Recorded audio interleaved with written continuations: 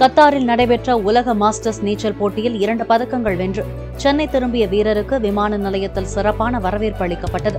தோகாவில் நேற்று முன்தினம் நடந்த போட்டியில் சென்னை வீரர் அரவிந்த் நைனார் 1 வெள்ளி 1 வெண்கலம் என 2 பதக்கங்களை வென்றார்.